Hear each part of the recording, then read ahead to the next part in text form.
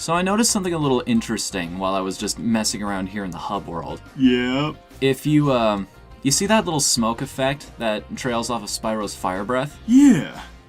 It's pushing against the wall, right? Exactly. Well, let's turn the camera like this. You can still see it on the other side. And you keep going different angles. It reacts dynamically to how you're viewing it. Sweet. I wonder if that's a programming oversight or if that was on purpose. Either way, it's kind of weird if you screw around with it a little much. Yeah, they had a lot of interesting physics in mind. Also, here we are, the final stretch. Final stretch. Oh crap! Oh shit! Don't. Already, I'm just gonna throw myself headlong into death, aren't I? It's the fun. Yep. Hey, Spyro's come this long. He's looked death right in the eye. I don't think he cares at this point. I mean, look how cheery he looks. Hang on a second. I think I know how to deal with this dude. Yep. Yeah. Aw. Yeah. Well, I still kinda got it. All according to plan. All according to plan. Thank goodness for splash damage, right? Oh man, I am so excited. So we are. Ow. All right. Thank goodness for splash damage. I know, right? So everybody, this is the final stretch. We are inches away from Nork's ass. Oh, I'm so excited. This is one of my favorite levels in the game. You thought I was going to blow myself up again, didn't you? Yes. So did I. There was never a moment of doubt. So everybody, this is one of my favorite levels, Nork Cove. As you can see, this is the most industrial area in the one of the most industrial areas you'll see in the game. And it comes back to how in the Beastmaker's homeworld, it was getting polluted because of all the initial industrialization that was going on there. And here we see a lot of industry, but less in the way of pollution, if you will. While the water does look pretty murky, it still looks a lot cleaner than what it is in the Beastmakers. And what I attribute to that is Nasty Nork was using the Beastmaker's homeworld as a runoff area for all of the industry going on here. That's an interesting theory. I wouldn't have considered that. Because what makes it even... that worked exactly the way I wanted it to. Oh, just coming back to the brilliance of the interactions you can have in this Hey, wait world. a second. Why is this one hissing at me? Oh, no, yeah. At least I followed the video and wore safety gloves. Quick, duck and cover. That'll save us. Duck and cover. Hey, Lateef, nice to see you again. I expect Nasty's really starting to worry about you. I'd be shaking in my Nork boots if I were him. Let's see. Wait a second. You said nice to see you again. Have we seen these dragons before? Oh, yes. In fact, when the first dragon we freed in Nasty's world, Delbin, he was the second dragon we freed in the Artisan world. Huh. And Lateef is one of the dragons we meet in the Dreamweaver's homeworld. And basically, that's what we're going to... Little spoiler, but that's what we're going to be encountering here. A lot of the dragons here are dragons we've met before. And that's... They managed to get themselves captured again? Pretty much. Maybe they wouldn't have been so much of a help to us.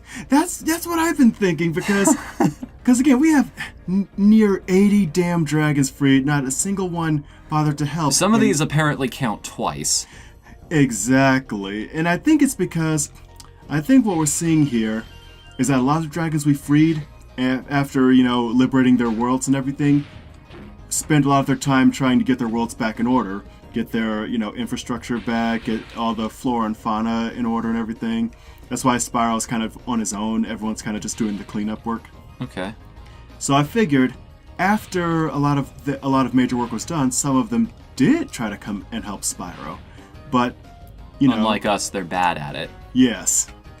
Either they're bad at it or just rusty at being a dragon or something along those lines. But basically, they got forgot caught. How to fire breath. Oh, it's sort of like that whole a lot of us don't follow our own advice that we give other people type of things. Yeah. It's like, wait a second, how am I supposed to get a long glide again? How do I do this? Oh, I know I told him to do something. Nobody check your phones. Like basically, I barely caught that, by the way. That animation where he was looking down at the barrel as it was about to explode. Yep. Just that moment of, oh shit. It's like, Everything has gone wrong all of a sudden. Scruff is gonna die the way he lived. That's an interesting part. Notice how these guys look similar to the balloonist. You think it's their homeworld?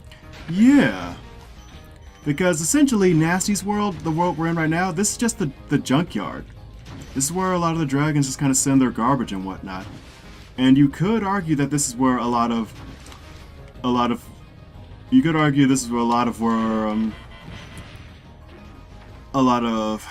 this is a slight spoiler, but in the third game we learned that we're just on one side of the world. There's another side of the world that's kind of been forgotten for like eons. Well, not eons, just a millennium or so.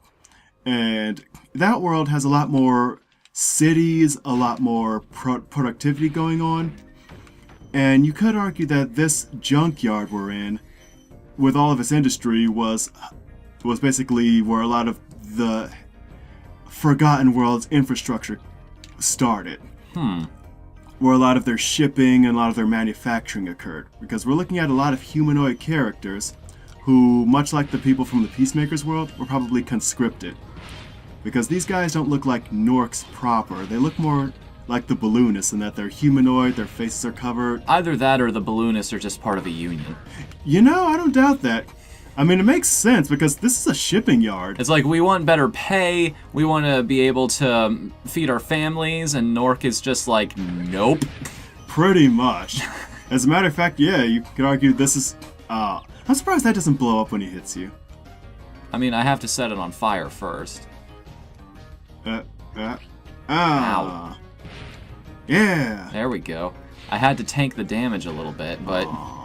Notice how his armor is just a welding apron. I mean, you make do with what you've got. That kind of goes back to the Dead Space principle, doesn't it? Exactly. Wow. I never thought I'd be rescued, especially by such a little dragon. What I mean is, I always believed in you, Spyro. You gotta believe. Nice What? pun. Oh, hold on a second. Yeah. Which of those games came out first? Now I'm curious. Yeah, I know, right? I think Parappa the Rapper may have debuted it before Spyro. I mean, we could look it up, but we don't have to. I mean, a lot of Sony studios did have connections to one another. This is the same game that advertises Crash 3 on the back of the manual. Exactly. And also, isn't there... I think it's Crash Bandicoot 2 Warped. It has a demo for Spyro the Dragon. Yeah, I think so. Something along those lines. I know one of the games from one of the series has a demo for another one of the games in it, if you put in a special cheat code. Because I know that Ripto's Rage, Spyro 2 Ripto's Rage, has a demo for Crash Team Racing. I think that's what I'm thinking of. Because this was the magnificent era of gaming where demo discs were... You could get those in PlayStation Magazine, you can get them in other games. Oh, yeah. This is when gaming... I don't want to say this was the highest point of gaming, because, you know, gaming is still around. But this was such a good point for gaming. Here's another interesting little factoid for you. Speaking of demo discs, and speaking of other Sony franchises, so you're familiar with the party game that... You're familiar with Crash Bash? Yeah. So, essentially, there was a bit of a... They did something a little bit wrong with the demo for Crash Bash. Apparently, just by using a simple cheat code that is in the final product of the game, you could unlock the entirety of Crash Bash off of the demo disc. Huh. It's got the entire game on it. Seriously? It's just you... they lock you out of the later portions normally. Ah. But using that cheat code, which again is in the final game, it's a little easy just to... So check your game shelves, guys. You may have one more game than you thought you did. You know, remember that list you did of top... Oh, crap. Nobody checked this. Hold on. And we're back. Sorry about that, everybody. Mama Drawman wanted to check in on her son, Little Drawman. Nothing wrong with that. But yeah, because I mean, we are in dangerous enemy territory right now. I don't blame her. Exactly. This is. It's like moms just know. She's not even here, and she knows that you need. She knows I need. She knows I need to be checked up on. Moms are awesome. Yes, they are. That's why I made an entire top 8 about them. Indeed. Speaking of which, remember that top 8 you made about top 8 hidden games within something? Oh yeah. You could do another list about other hidden games, basically like that Crash Bash cheat where you can just get the whole game. I could, but there are plenty of other lists that I'm working on right now. That was fairly simple. Yeah, exactly. Huh, yeah, okay. These are pretty much the final stretch where the game gives you a break.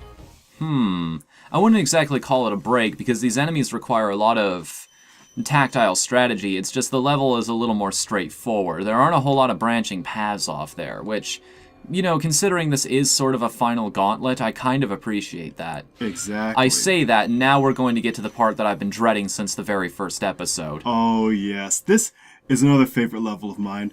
Look at that. Those are oil rigs. Those are refineries. This isn't just a junkyard. This was a source of commerce. Speaking of commerce, commandos, everybody. That Yep. was a damn machine gun he was prepping for you. I gotta be quick here, because if I'm not, these guys will wreck my day. Yeah, these guys, put in the context of the game, this is Nasty's last-ditch effort to stop Spyro. Oh yeah, because this is the level before the final boss. Exactly. He knows Spyro has been pretty much unstoppable. Oh no. Oh no! Toxic Waste, Spyro's one true enemy. That actually looks more like lava again. Like, molten steel, because this is also some kind of, because again, this could be some kind of metal. A factory. Yeah, some kind of factory, refinery plant. Oh, come on. Shit! Oh no! A double whammy. That is a fatality. Nork wins. Hold on, let's see if I can do the Shao Kahn laugh. I can't do it. That's a lot better. So yeah, this is his last-ditch effort, and at this point, we've been dealing with all kinds of monsters, a few Norks here with simple weapons like swords, blowguns, muskets. These guys have automated weapons now. Yeah. He's not screwing around anymore. Exactly. He knows there's just...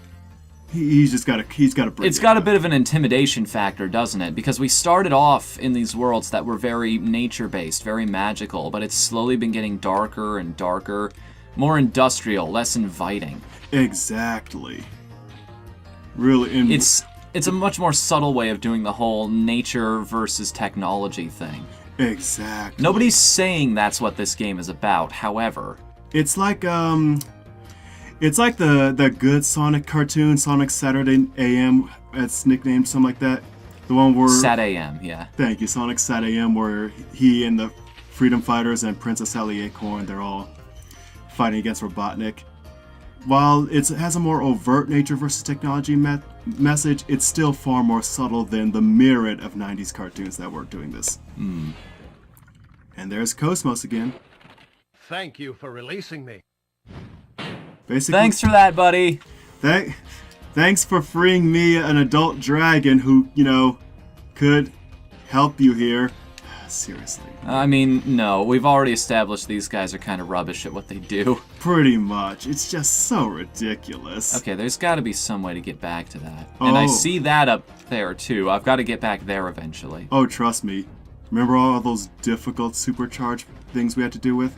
Oh, there's one more?